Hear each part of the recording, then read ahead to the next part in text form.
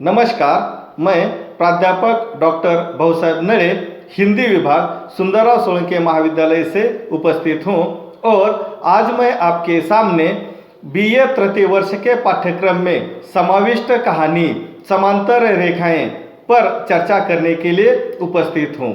यह कहानी मराठी के सुप्रसिद्ध लेखिका कुसुमावती देशपांडे जी के द्वारा लिखित है। इस कहानी के माध्यम से लेखिका ने यथार्थ जगत और उनके मन में मानवता और मानवीय चेतना से युक्त जगत को रेखांकित करने का प्रयास किया है और यह प्रयास उन्होंने उनके घर काम करने वाली नौकरानी की बेटी इंदिरा के माध्यम से किया है।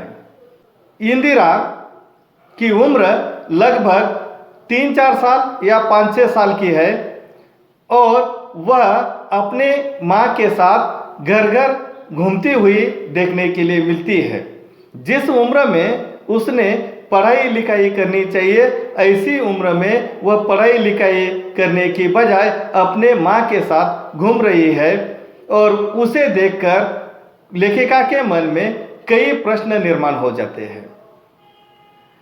हमारे देश में जो शिक्षा व्यवस्था है, एक तो वंश परंपरा से चल रही है या तो फिर जिनकी आर्थिक स्थिति अच्छी है ऐसे लोग ही अपने बच्चों को पढ़ा पा रहे हैं।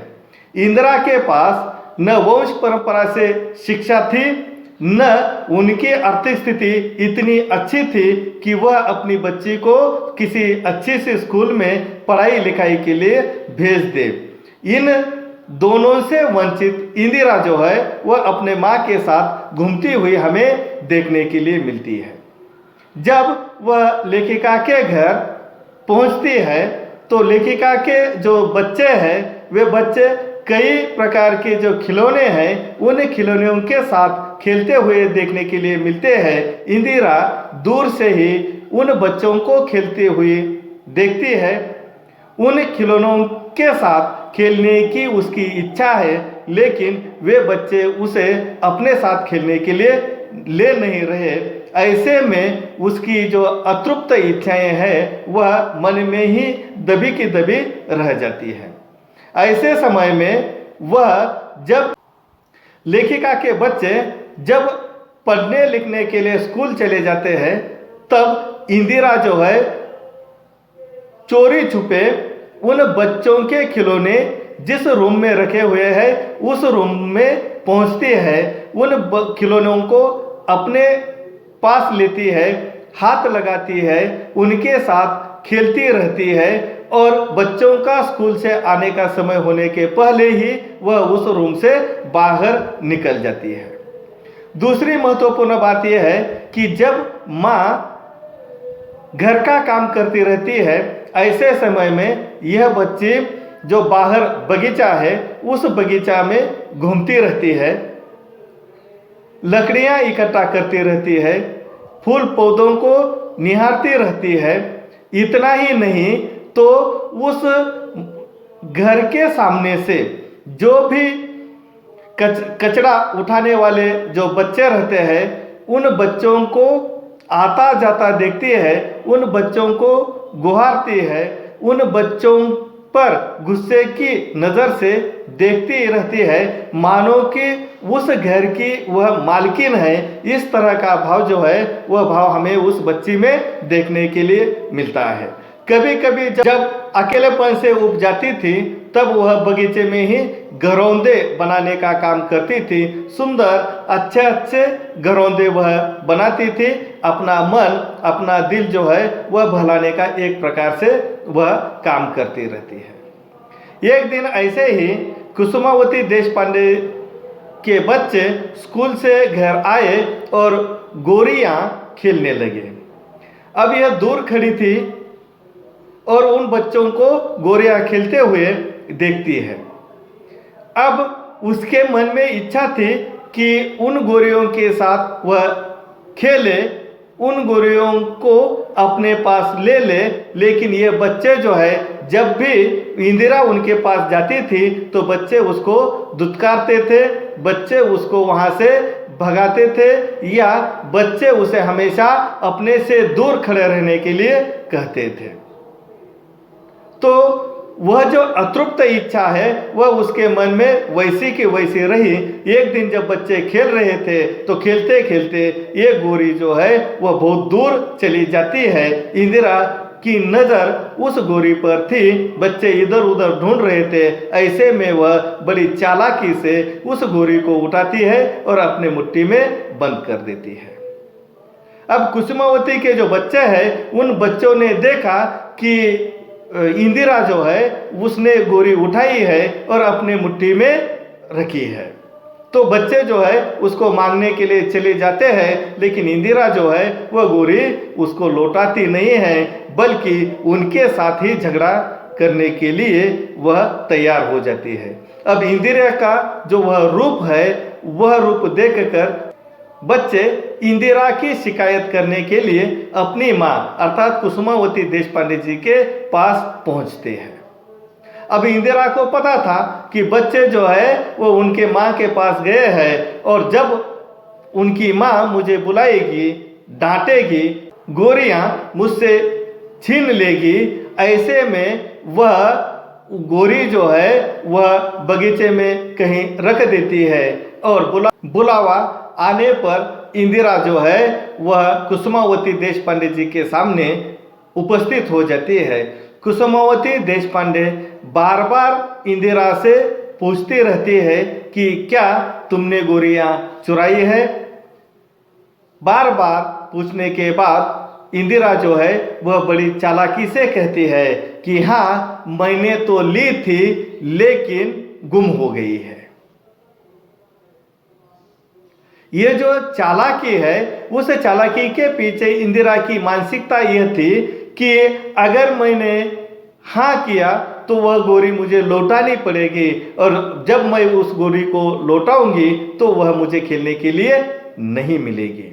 और इसलिए उसने गोरियों के साथ खेलने के लिए दूसरा एक झूठ बोला कि हाँ मैंने उठाई थी लेकिन वह गुम हो चुकी है। अर्थात गुम होने के कारण कुसुमावती देशपांडे तो उसको वापस वह मांग नहीं सकती थी। जब यहाँ से मैं वापस जाऊंगी तो आराम से उन गोरियों के साथ मैं खेलती रहूंगी।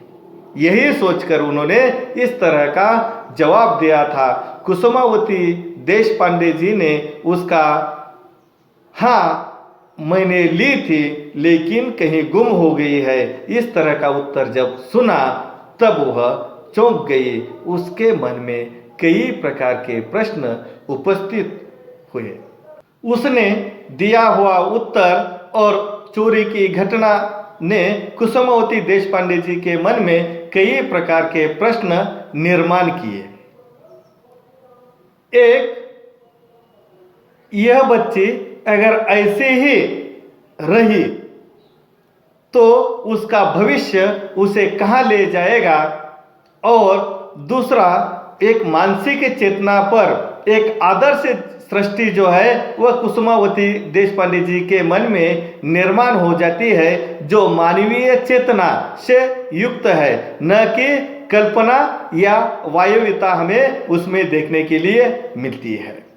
कुसुमावती देशपांडे उसकी यथार्थ या वास्तविक जीवन को लेकर भी चिंतित हमें देखने के लिए मिलती है कि अगर यह इंदिरा ऐसे ही घूमती रहेगी, ऐसे ही पढ़ाई लिखाई से वंचित रहेगी तो उसके अंदर जो भीतरी जो क्षमताएं हैं उस क्षमताओं का क्या होगा, उस क्षमताओं का विकास नहीं होगा, वह अपने पैरों पर कभी खड़ी हो नहीं पाएगी। जिस तरह आज इन्होंने गोरियां चुराई है, भविष्य में वह कुछ भी चुरा सकती है। जिस तरह चालाकी से उसने मुझे यह उत्तर दिया है, उसी तरह भविष्य में उसके जीवन में जितनी भी घटनाएं घटित हो जाएगी, हमेशा उन सभी घटनाओं से बचने के लिए इसी तरह झूठ मूठ के उत्तर देती रहेगी और जिंदगी उसकी ऐसे ही दिशाहीन अंधी यात्रा बनकर रह जाएगी। और इसी तरह उसकी ज़िंदगी अगर चलती रहेगी तो ज़्यादा से ज़्यादा आगे जाकर उसकी जो शादी है वह शादी एक नौकरानी के बेटे से ही होगी और इस कारण नौकरानी की बेटी फिर नौकर के बेटे से ब्याह होगा और वह भविष्य में नौकर की पत्नी, नौकर की बेटी, नौकर की माँ बनकर रहेगी। उसकी पूरी इच्छाएं जो है वह कुमल जाएगी, नष्ट हो जाएगी। ससुराल में जाएगी तो वह सबसे लड़ेगी, सबसे झगड़ेगी। उसकी जो आंतरिक क्षमताएं हैं उन क्षमताओं की पूर्ति के लिए तरह तरह के हथकंडे जो है वह इस्तेमाल करती रहेगी और उसकी वजह से सास, पति और ससुर से हमेशा वह पीटती रहेगी। इतना ही नहीं तो उन सभी से बचने के लिए झूठ मूठ का एक सुरक्षा कवच जो है वह अपने आसपास तैयार करेगी, झूठ निरंतर बोलती रहेगी और अधिक से अधिक इन सभी से तंग आकर वह क्या करेगी, कुछ पाने या कुछ जीने की जो उसकी क्षमताएं हैं वह क्षमताएं उसकी नष्ट हो जाएगी और वह एकदम गरीब गाय की तरह उस घर में जीती रहेगी। इससे आगे उसकी जिंदगी बढ़ नहीं सकती। यह इंदिरा का वास्तविक या यथार्थ जगत जो है वह कुसुमावती देशपांडे को हमें देखने के लिए मिलता है। तो दूसरा जगत जो है कुसुमावती देशपांडे के मन में जो निर्मित है वह जगत मानवता और मानवीय चेतना से युक्त जगत हमें देखने के लिए मिलता है, जिसमें सामाजिक संपदाओं का उपयोग जो है व्यक्तित्व विकास के लिए किया जाता है। ऐसा जगत, ऐसा मानवीय चेतना का जगत के जो बिंब है वह कुसुमावती देशपांडे जी के दिमाग में हमें निर्माण होते हुए देखने के लिए मिलते हैं। वह इंदिरा को लेकर उस सृष्टि में, उस दुनिया में चलती है, तब उन्हें उस आदर्श सृष्टि में देखने के लिए मिलता है कि कुसुमावती किसी अच्छे किसान की बेटी होती तो वहाँ माता पिता का प्यार और स्नेह जो है वह उसे रोज मिलता। किसी अच्छी सी शिक्षा में जो है वह पढ़ाई अपने करती और पढ़ाई के साथ साथ अपने माँ और पिता के काम में हाथ बटाती, तो वह धीरे धीरे उसका जो जीवन है वह जीवन सुधर जाता। उसके अंदर जो कई प्रकार के कौशल्य जो विकसित होने चाहिए वह विकसित हो जाते और इसी तरह सामान्य किसान की बेटी बनकर वह अपना जीवन जो है वह जी लेती। इतना ही नहीं तो भीतरी क्षमताओं का विकास करने के लिए उसे उसके माता पिता ने स्थापत्य शास्त्र की जो शिक्षा है वह शिक्षा दी होती, कौशल्य उसके अंदर विकसित किए होते, तो वह एक शास्त्र शुद्ध पद्धति से वह घरौंदे बनाती, मकान बनाती या जीवन में जितनी भी छोटी मोटी चीज़ें लगती है वह चीज़ें वह बनाती, उससे दो चार पैसे कमाती, अपने परिवार में वह पैसे लगाती, उसके परिवार की आर्थिक स्थिति सुधर जाती। धीरे धीरे इंदिरा का जीवन जो है वह जीवन भी सुधर जाता और इंदिरा जो है उस कल्पना के जगत में, मानवीय चेतना से युक्त जगत में या उस जगत में जिसमें सामाजिक संपदा का उपयोग व्यक्तित्व विकास के लिए किया जाता है, उस जगत में वह अपनी प्रबल इच्छा, आकांक्षा और अथक परिश्रम के बल पर वह अपनी पूरी महत्वाकांक्षाएं जो है उन महत्वाकांक्षाओं को वह पूरा कर जाती। अतृप्त इच्छाएं जो है उन अतृप्त इच्छाओं की वह तृप्ति करती और इंदिरा जो है एक अच्छे परिवार की एक सदस्य बनकर वह इस घर से दूसरे घर ब्याह कर चली जाती, तो उसका जो जीवन है वह जीवन हमेशा के लिए सुधर जाता। इस तरह लेखिका ने इंदिरा के माध्यम से उसका जो यथार्थ जगत है वह उसे कहाँ ले जाने वाला है वह दिखाने का प्रयास किया है, जिसमें इंदिरा एक नौकरानी की बेटी बनकर इस दुनिया में आई है और ज़्यादा से ज़्यादा नौकर की माँ बनकर इस दुनिया से वह निकलने वाली है।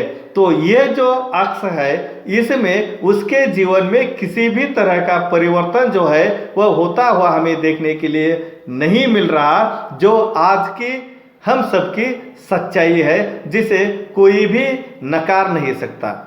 उसका कारण यह है कि आज के हमारी शिक्षा जो है, एक तो वंश परंपरा से चलती हुई हमें देखने के लिए मिलती है, या तो फिर जिनके आर्थिक स्थिति अच्छी है, आर्थिक आय अच्छी है, उनके ही संतान सीख कर पढ़कर आगे अपने जीवन में परिवर्तन करते हुए हमें देखने के लिए मिलते हैं। लेकिन जो मेहनत मजदूरी करने वाले या नौकरी आदि करने नौकरानी की तरह काम आदि करने वालों के जो बच्चे हैं, वे बच्चे स्कूल तक पहुंच नहीं पा रहे। यह स्थिति कहीं ना कहीं बदलनी चाहिए। जो सामाजिक जो संपदाएं हैं, उन सभी संपदाओं का इस्तेमाल जब तक हम बच्चों के व्यक्तित्व के विकास के लिए प्रयुक्त नहीं करेंगे, तब तक इसी तरह ये जो मेहनत मजदूरी करने वाले जो बच्चे हैं, उन बच्चों के जीवन में परिवर्तन आने वाला नहीं है। और इसलिए लेखिका के मन में कहानी के अंत में यह प्रश्न उपस्थित हो जाता है कि क्या ये दो बिंदु परस्पर कभी मिल पाएंगे या नहीं।